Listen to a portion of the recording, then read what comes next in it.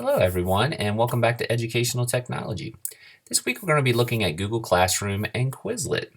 Maybe something you've heard of before, maybe something you haven't. So let's just go ahead and dive right in. Why should you use Google Classroom? I'm not going to go through a long list because a lot of the merits of Google Classroom are the same as the websites we did last week. It cuts down on paper, the communication for students and parents, is a plus.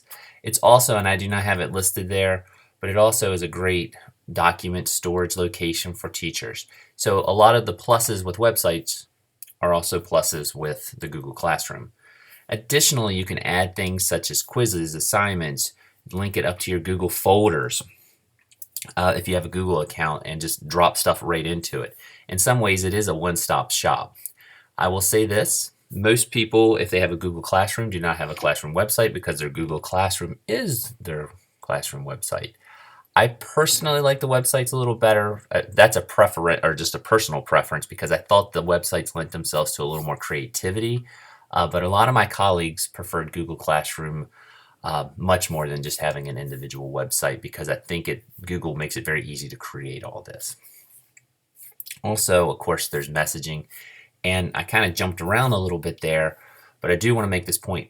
A lot of local school districts use Google Classroom. If you've been in the classroom at all for any of your classes, which I'm sure you have, you may have already seen that most school districts now are one-to-one with Chromebooks, and they use Google Classroom. Teachers use it on different levels, but I think for this class, we need to at least touch base a little bit on the merits and how to use Google Classroom. So, because you may see it, why don't we actually look at it?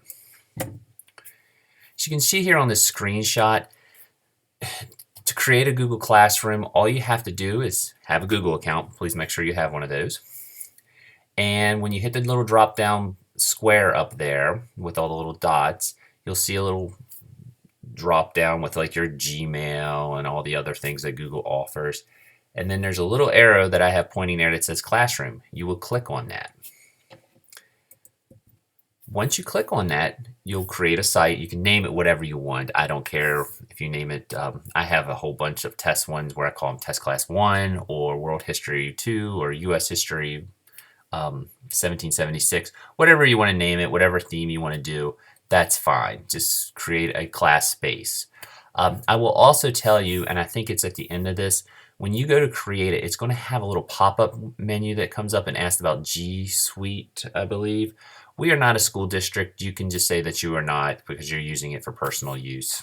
This isn't something you're going to be using to teach your students and all your school districts. Once you get hired, will provide you with that account. One thing you're going to have to do this week is make an announcement. When you go into and once you create your Google Classroom space, which is very, very easy, by the way, once you go in there and do that, you will see something that says share something with your class. I want you to type a message in there. I don't care what it is, welcome to the class. Hi, how are you doing? I had a great new year so far, whatever. But go ahead and type a message and you should have it pop up something like this. You can see I just put welcome Education 380 and Education 500. It's right there. And you can see some other ones that I was kind of fiddling around with. One was put up today, the welcome, and then the others I did earlier this week. After you do that, you can see there's a whole, let me click that. You'll see that there's a whole listing at the top of the page. There's things, stream, classwork, people, grades. Those are all things that you might want to mess around with on your own. But for this class, what I want you to do is I want you to click on classwork and I want you to hit create. Once you hit create on your classwork link, you will get an assignment. And you're going to have a lot of different options. This is where you can create something. You could have students do a paper and they can submit something. As you can see with the arrows, I have it pointing at YouTube, but as you see there's the little Google Drive icon. Students can type something in their Google Files or Google Docs and actually submit it directly to you. There's also ways to differentiate in the classroom. When you do assignments, as you can see, it says all students. You might just specifically assign something to certain students. There's a lot of leeway with things you can create in here. And of course, you can assign your point totals and all. And this is why I was saying my colleagues a lot of times like it. It cuts down on paper, and they would do their assignments right here. And you get emails to your Gmail as soon as something is submitted. So you know if someone does it or hasn't. Um, I was a social studies fair coordinator for 15, 16 years at a school.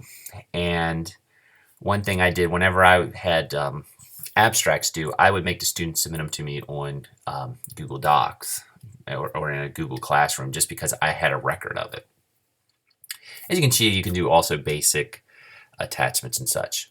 But just to kind of refresh, for our class, all I really want you to do is actually connect a YouTube video into your Google Classroom. I think it's nice because we're going to talk about it down the road, but Google Classroom does lend itself to doing flipped classrooms, and I thought a video might be something that you can do. Maybe it's something you assign your students at home to watch and such.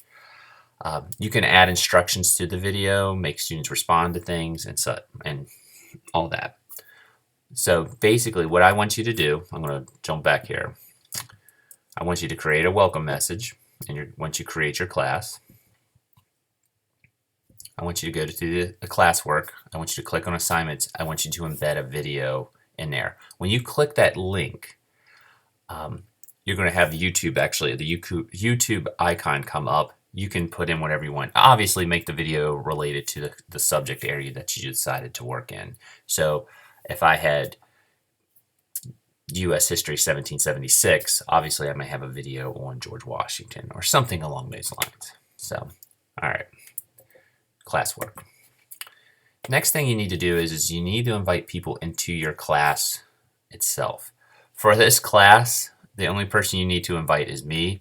You can just do it to my Shepherd email, jallen@shepherd.edu. It is on the syllabus. It should be posted also on Sakai. If you have problems having it sent to me, don't sweat it, because I actually have a Gmail account also, and if it won't go to that, just contact me and I'll send you my Gmail email or Gmail login, and you can invite me that way. But just invite me, and that way I'll have access to your course and I can click right in and see what's going on. So, and of course I don't have my little arrow up there, but all you have to do to invite someone is hit people, go down to students, and there is a little person with a plus sign there. You just click that and type the email in, and the invite will go right out.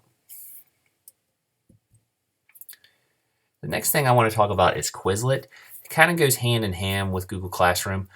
I don't know how much you all do recall type memorization. Quizlet is very, very popular with that. This is actually a screenshot from a personal Quizlet of mine. I use it for my son when we review. I also used it a lot for classes and assign people within classes to review. As you can see, I used to do History Bowl. We have a ton of materials that over the years different students added. I will say this, and I kind of could kick myself for not suggesting this or putting a little PowerPoint slide on here, but a lot of my students used to make study groups on Quizlets so they could review things, especially in science and math. It's just basically recall type things, but you could go on there and just keep practicing. If I click on that, as you can see, this was one my son and I were doing on the French and Indian War, and you can learn by flashcards. You can do, like, they do little quizzes, they do matching. There's pre-made Quizlets that you can download into your account. So what I'm kind of getting at here with all of this, I want you to go to Quizlet.com and create a Quizlet account. You may already have one. If you do, that's fantastic. Once you get into this, I'm going to jump around here, excuse me. Once you go into Quizlet, I'd like you to go in and create a small 10-question Quizlet. And I want you to link it to your Google Classroom. The Quizlet just needs to relate to the subject area that your Google Classroom is. So again, if I was doing U.S. History 1776 was my class, I have my YouTube video on there. I'm going to have a Quizlet, and it might be 10 questions on the Founding Fathers, and they can be very simplistic. I just want to see that you can use the tool. For example, I might have, what was George Washington's home? Mount Vernon. Boom. That's, that does it. So here are some instructions. I also posted these up on Sakai, but there's some instructions on how to link Quizlet to Google Classrooms. As you can see, it's pretty self-explanatory. I'm not going to get too bogged down on it, but like I say, I did post this up on Sakai. I also want to add one little disclaimer. If you don't go crazy trying to link your Quizlet and your Google Classroom. If it doesn't work or if you can't figure it out, I am fine if you send them to me as two different links. Meaning that if you can't get your Quizlet linked up to the Google Classroom, you can send me the Quizlet invite and I can assess them separately. It'd be nice if they were all in one because I think it just gets you more familiar with Google Classroom itself. So that's Quizlet and Google Classroom. Here's what I need you to do this week. I will have a little more official video on Google Classroom, so it's a little more polished than what I'm doing right here. I want you to make sure you create a Google Classroom space. This may or may not require you to create a Google account. Again, create that space around the content that you might be teaching. If you're elementary, you're free to pick whatever subject you want if you want to do it on math. Your websites were fantastic on how you all did a lot of that. Once your space is created, I want you to do three things for the Google Classroom. I want you to create one announcement. You can make it up. I want you to embed a YouTube video associated with your content. I want you to create an assignment. It can be connected to the YouTube video. It doesn't need to be anything in depth. If you want to just embed the YouTube video and then create another assignment that's associated with the video or not, I don't care. Some of you with the websites put on file attachments, had equations and things like that. That is totally fine. So I just, in some capacity, want to see those three things in your Google Classroom. Then, of course, I want you to link it to the Google Classroom. The directions are posted. And don't forget to send me an invite at jasonallen@shepherd.edu to get into your classroom. I'm going to hit this next one because it's going to rehash the Quizlet instructions, but just to make sure, it might be easier to think about them as two different things. Make sure you go to Quizlet.com and create an account. You can use your Google account to actually create the Quizlet account. Create 10 question study set of your content, and then I would like you to invite me to your Quizlet. Again, if you put the Quizlet in the Google Classroom, that is fine. I just want to see both. If you need assistance uploading terms, feel free to contact me. There's a lot of drop-down menus. I think Quizlet will probably take you about 3 minutes if you've never used it to figure it out. It's pretty simplistic. You could also download the app, which I have to say works really well. When my son and I are going to school some mornings and he has a quiz, sometimes I just toss him my phone and he just reviews in the car. Not that we should be studying the morning of, but that happens, as I'm sure you know. And just make sure that you link the Quizlet to the Google Classroom. That's those things. Please fiddle around.